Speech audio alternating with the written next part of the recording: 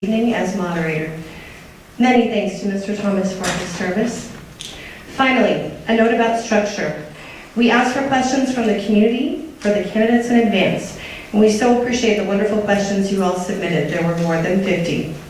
Those questions have been organized and will be asked by our moderator, Mr. Thomas. You're not going to answer 50 questions, I promise.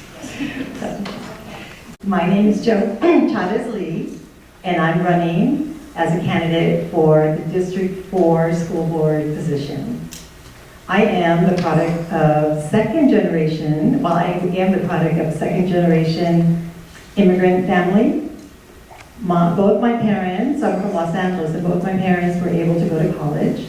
My dad, using the GI Bill, as I imagine many grandparents here or fathers did also, graduated from USC in Los Angeles. And my mom, after she graduated from high school, she was bilingual. Her first language, even though she was born here in Colorado, was Spanish. She was sent to Mexico City to go to school so she could come back and be academically bilingual in two different languages. I thought that was wonderful.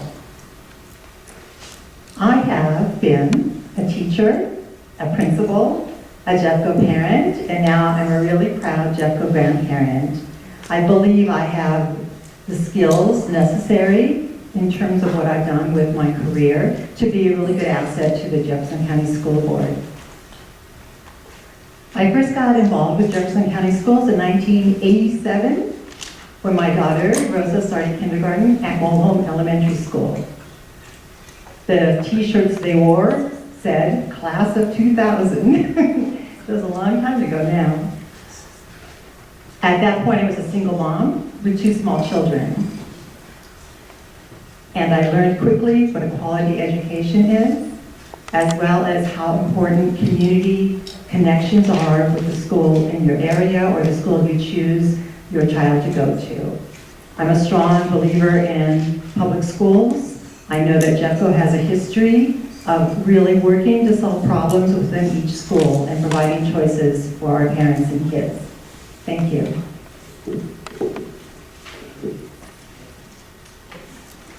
Good evening. I'm Susan Miller, and first of all, I'd like to thank PTA for hosting this event. It's great to be with fellow PTA volunteers. I'd like to briefly tell you about my background and why I'm running for Jeffco School Board. I began my career in finance at Standard & Poor's, where I rated bonds. I moved to banking and today work for a firm that advises school districts across the country on enrollment, facility planning, financing, project management. But my most important job is as a mom. I have 4 children navigate Jeffco schools, Kippen Elementary, Creighton and Evergreen Middle, Lakewood and Wheat Ridge High Schools. And like all of you, I volunteered. I chair the Wheat Ridge High School Accountability Committee and continue to serve on that committee now. I was president of its PTSA and I served on numerous district committees. For 6 years, I was the president of Jefferson Association for Gifted Children, where we engaged in nonpartisan, evidence-based advocacy for gifted and twice exceptional special education students at the local and state level. There are 3 main reasons I'm running for school board, but now for one, I would like just to talk about one of them. So let me ask you all a question. How many of you worry about how well our schools are preparing our children to succeed in the 21st century economy? Today, every parent I know is worried about this. Jeffco's achievement results clearly show we could do a better job meeting this challenge. Here's one example. They say that up to 3rd grade, students are learning to read, and after that, they're reading to learn. But in Jeffco last year on the CMAS, 75% of 3rd graders eligible for free and reduced didn't meet state literacy standards.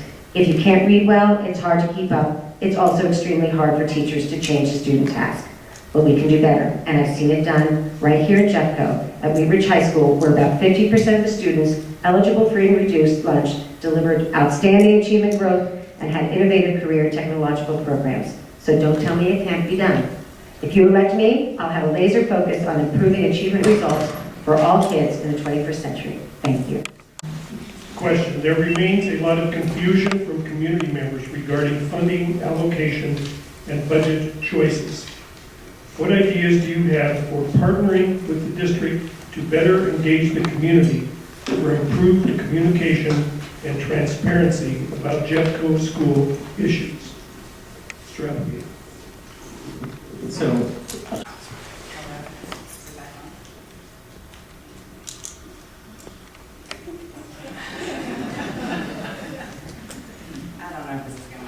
Oh, okay.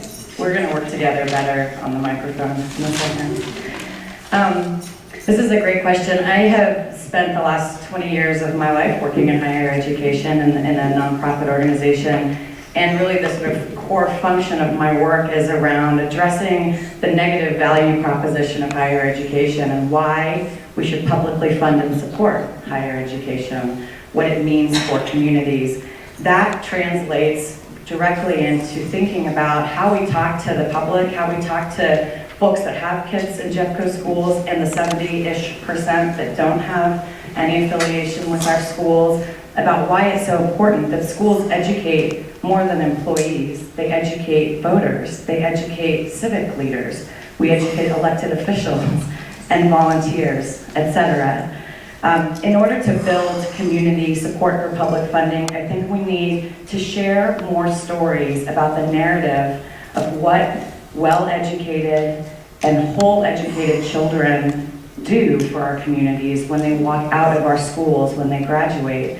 From early childhood through their graduation date, we need to have all children see their future, whether it's through college or career or community readiness. And we can provide those pathways, but we need to share those stories with our community members and demonstrate to them the impact, not just of having a school in your neighborhood because of the property values, or not just the test scores and what that means for our students, but what are we doing to increase critical thinking skills? How are we teaching our students to be good members of our society and help us prop up this democracy that we love so much? Thank you. I think there are two parts to the financial question that you've asked. One is the student-based budgeting component, which is directly in the school, and then the other is district-wide. So touching first on the school student-based budgeting, I believe that decisions really do need to be made at the local school level because that is exactly where the administration and the teachers know, along with the parents, what needs to be done in that school and how best to affect those outcomes for those students. So if more dollars need to be going into literacy, then it behooves the accountability committee and the principal to be directing those dollars to literacy. So I really believe that the student-based budgeting has been effective for principals and staff and parents to really understand what's going on in their schools and how to affect change and how dollars can be directed for those purposes. The other side is the district spending. We have $1 billion budget approximately, and every year we sit back and argue over $35 million and how we're going to allocate those $35 million to the different targets or the different buckets that have been decided that that's where those dollars need to go. And my firm belief is that we need to be looking at $1 billion budget every year and how are those dollars being spent and are we getting a return on our tax investment. So just to give you an example, we spend quite a bit of money on professional development. We really have no idea how much we spend, but a study that was done called the Mirage Study suggested that large districts spend about $18,000 per teacher. And if we were to say Jeffco spent that money on its 4,700 teachers, that's about $89 million. What could we actually do with $89 million? That could go to salaries for teachers. That could go to other SELs or psychologists. We need to be thoughtful about where we're spending all of our dollars. Thank you.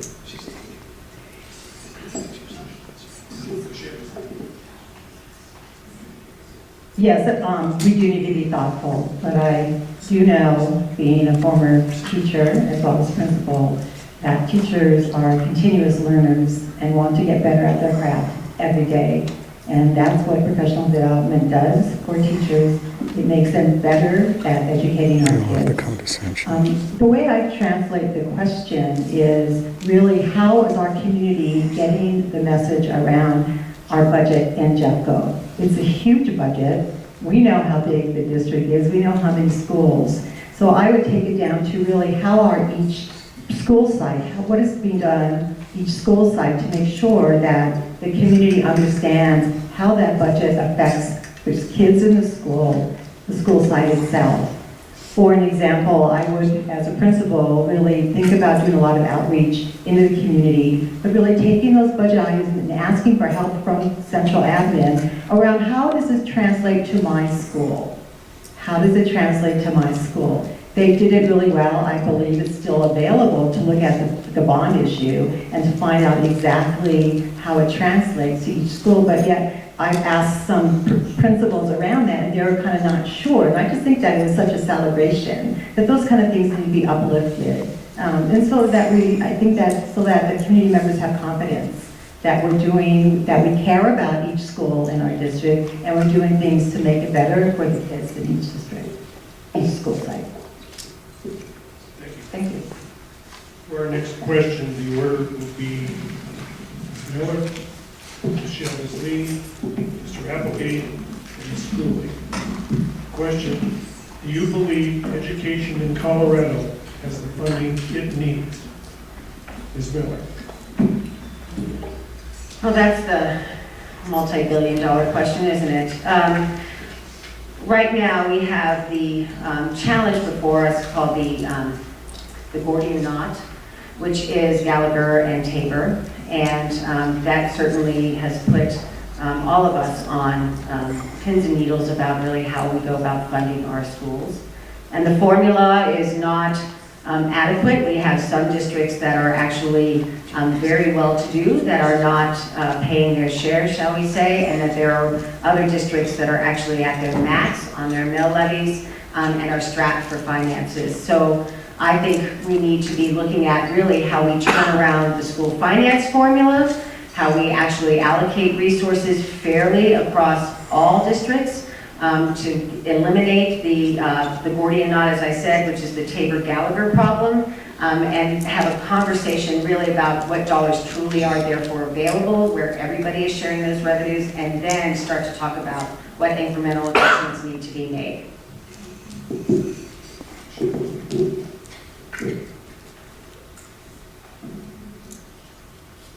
I do not believe that the funding in Colorado is at the measure it needs to be. It's incredible to me to learn that in the 1980s, our per pupil funding was above national average. It was. And now it's about $2,700 below per pupil average compared to the rest of the nation. And more dramatically, $8,000 less than in Wyoming, our neighbor, $4,300 less than our neighbors in Nebraska. For us to keep a high-quality teaching force, we need to fix this problem. We know that teachers don't make enough money to be able to afford decent housing in some of our communities. It's not fair. We need to fix that because we all understand how important education is for our community. Making trade-offs in existing budgets doesn't necessarily mean it's going to solve the problem. Inadequate funding is just that, and it needs to be corrected.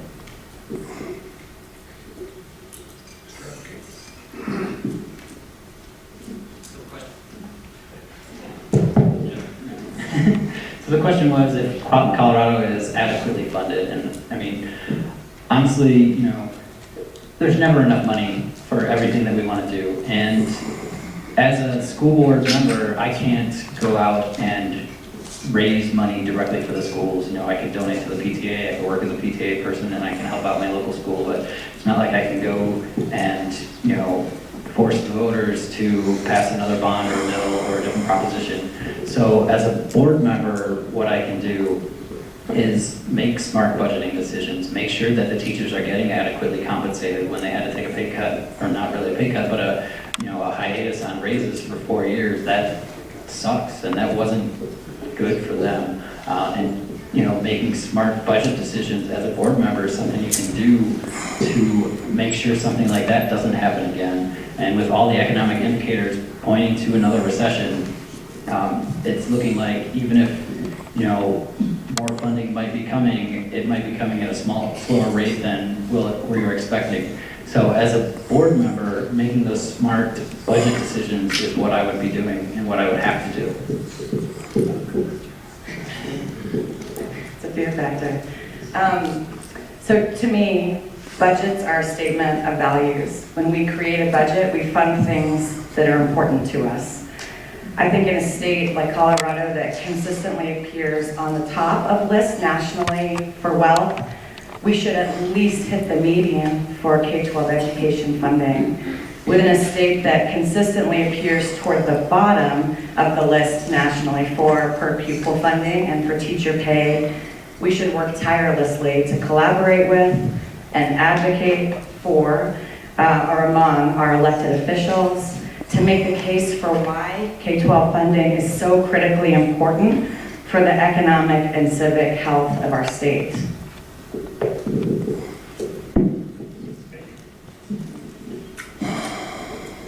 Our next question in the order will be Ms. Chavez Lee, Ms. Miller, Ms. Schooley, and Mr. Appleby. The question is, with the appointment of Betsy DeVos to Education Secretary, there has been a strong shift in favor of privatizing public education under the guise of choice. The tools being promoted in this effort include vouchers, ESAs, which are educational savings accounts, tax credits, and choice scholarships. Tell us what school choice means to you. Ms. Chavez Lee.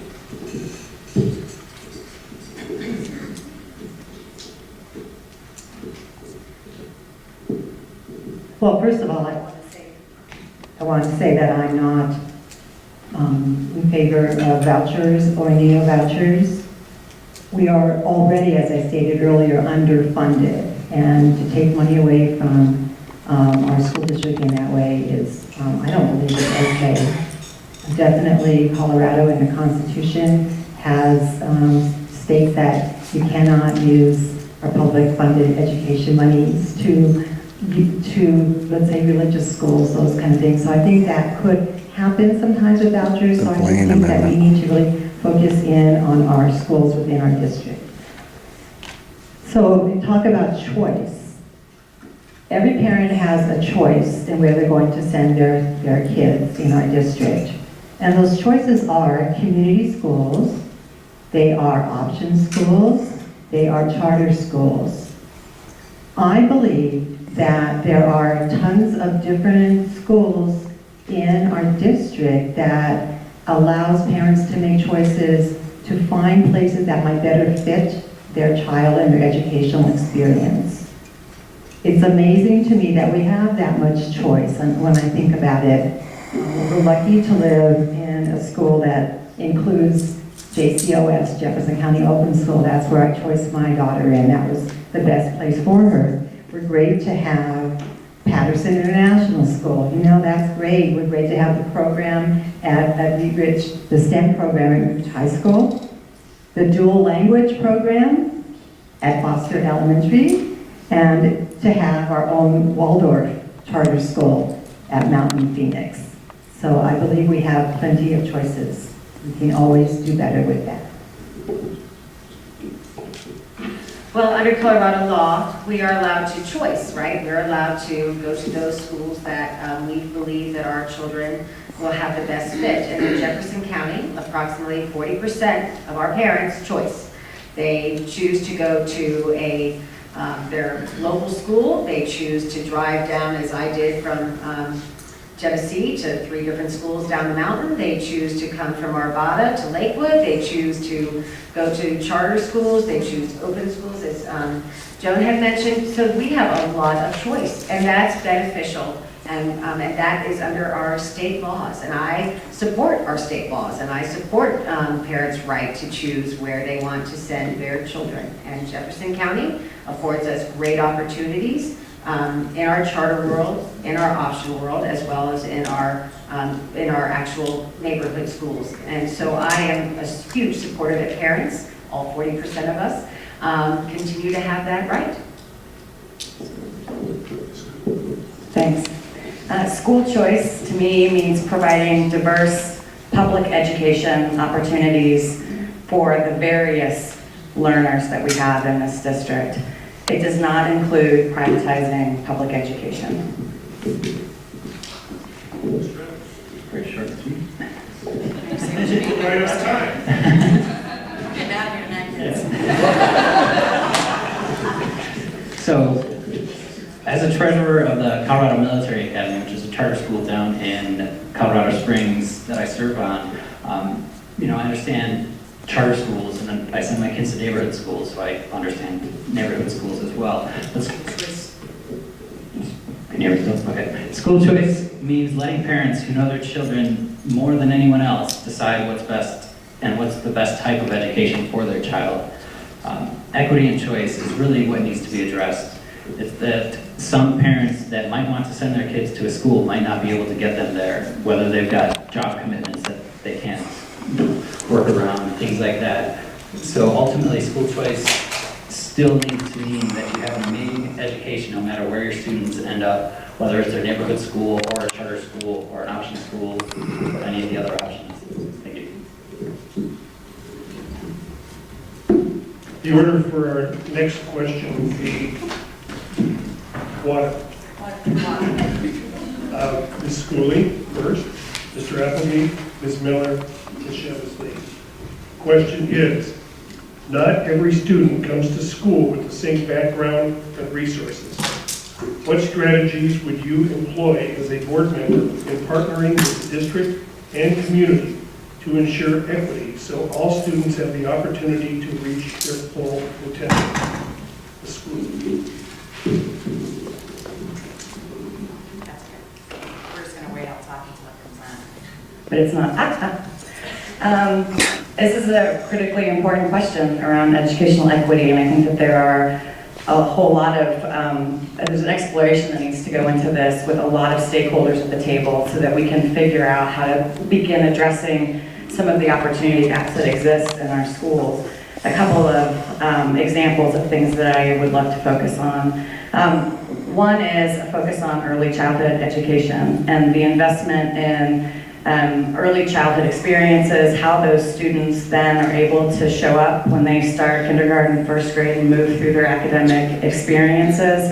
That research is overwhelmingly demonstrates that early childhood and kindergarten are keys to success, particularly for students that are coming from backgrounds, particularly poverty backgrounds. The other thing I would say is there are examples of community-based efforts, collective impact efforts that have been successful in other places. One, I used to live in Portland, Oregon, and it's called Raise All Hands Raised. Of course you do. It's All Hands Raised. Where they brought together civic leaders, nonprofit organizations, K-12 schools, higher education, really an open invitation. Anyone from cradle to career who has an interest in making sure that there's educational equity along that continuum was invited around the table to say, what can each of us do individually? What can each of us do within our organizations? What are the benchmarks that we need to be looking at to be able to tell if we're successful and be able to measure our progress as we go along? And I would love to see something like that for Jeffco. Could you repeat the question, please? Not every student comes to school with the same background and resources. What strategies would you employ as a board member in partnering with the district and community to ensure equity so all students have the opportunity to reach their full potential? So first I'd like to echo what Stephanie said about early childhood education. I was fortunate enough to put both my boys into Norma Anderson Preschool, Jeffco Preschool, and give them kind of a head start going into kindergarten, and not all children have that same ability. But ultimately, when it comes around to making sure that children have equity in their education across the district, with over 85,000 students, ultimately it comes down to finding what works best in different classrooms. Sitting on the Golden Schools Foundation, we had 5 elementary schools in that articulation area, 4 now, but you would look at a school like Welchester Elementary, which is a Title I school, which had lower than average achievement scores, but very high growth, because the teachers are doing very amazing work getting some of the Title I children to learn a lot over that course of that year. So how do you take the best practices of a Welchester and apply them across the district? How do you take the best practices of a Kipman, where they've got high achievements but not quite as good growth scores as a Welchester, and take those best practices and use them across the district? So ultimately, to create a more equitable education system, you need to look at what's working best in each one of the schools and apply that as best as you can across the district.